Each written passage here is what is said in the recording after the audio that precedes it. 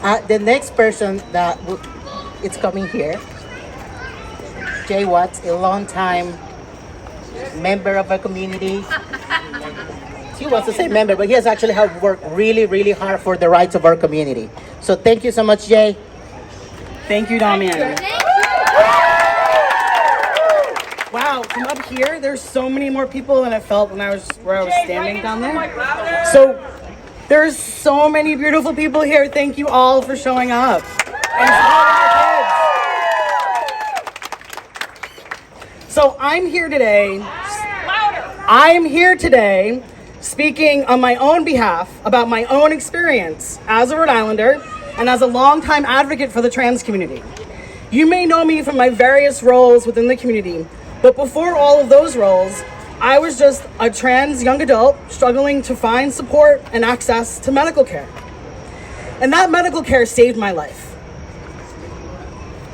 It is important to note that while I came out as an adult, I had known for years through adolescence, in particular, that I was struggling with a deep feeling that something was different, though I did not have access to the language or knowledge to know that trans people existed. We are not seeing a wave of kids coming out as trans. We're seeing a generation of future adults accessing age-appropriate information and language at a time when it's developmentally appropriate to get that information and when those feelings are emerging.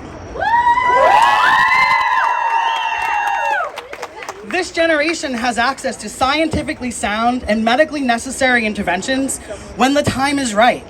Interventions that are backed by every major medical association and the newly released WPATH 8th edition of the Standards of Care. This is a decision that is made between a patient, their family, and their medical provider with sound clinical guidance. Today, sound clinical guidance. Today, the Cranston Library has chosen to host a group who not only states that trans kids should not have access to medical care by protesting children's hospitals, but that they believe trans kids do not exist.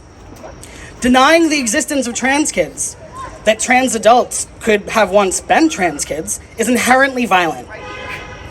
They wish we did not exist, but what they fail to understand is that we are not going away. That's right.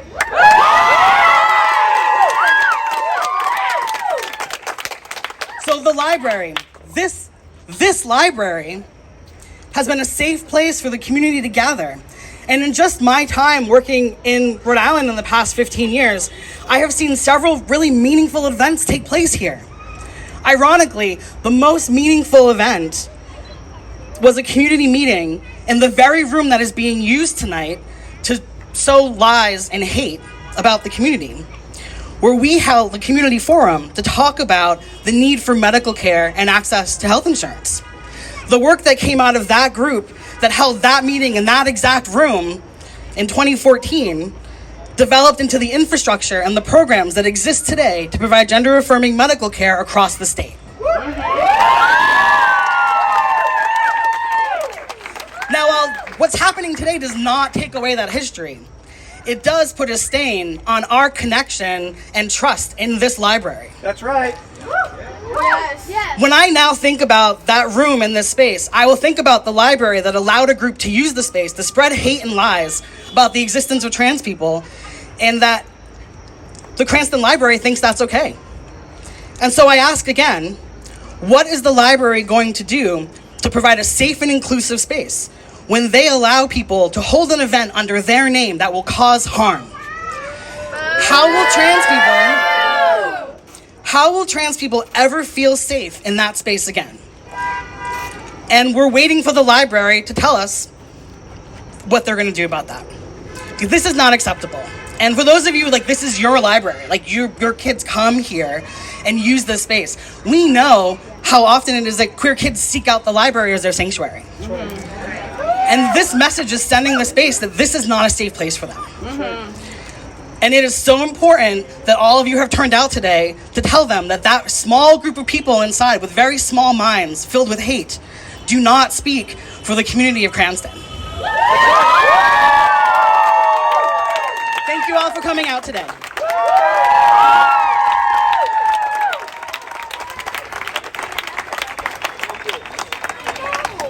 Thank you so much, Jay. I'm so disappointed.